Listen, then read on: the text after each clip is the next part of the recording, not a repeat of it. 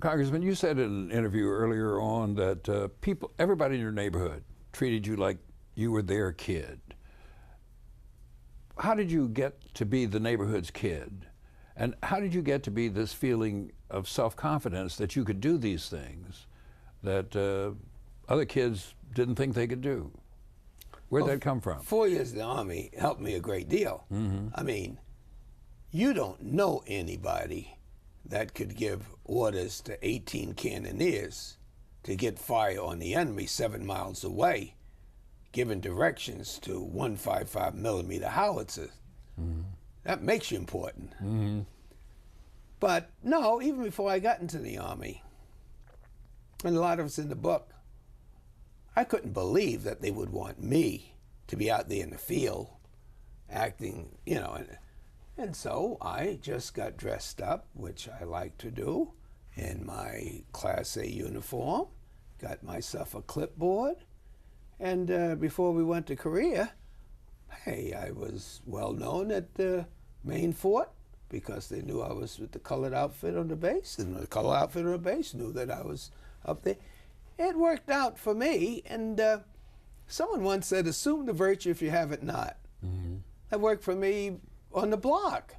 I went to a Catholic church in one block, and hoodlums in the other block. And I had to survive both blocks. And I just like people. And, you know, someone said, well, where did you pick up the talents to become a leader?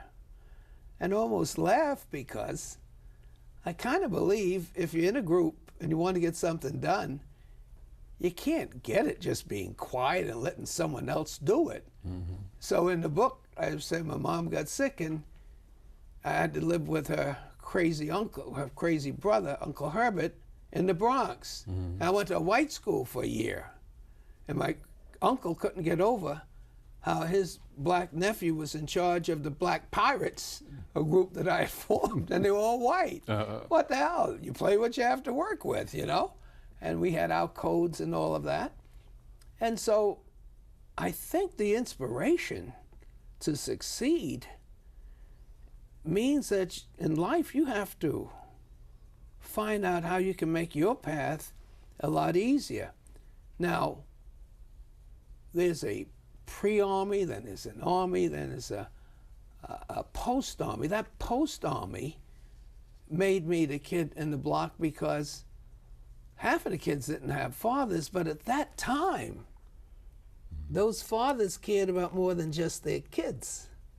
And those of us who didn't have fathers would enjoy listening to the stories of the fathers who cared about all of us.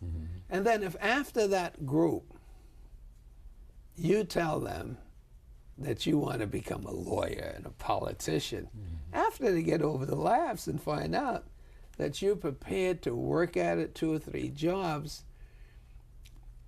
like the son of Charlie never had. There was a Jewish hardware store guy, and his son wasn't all that he wanted him to be, but I was.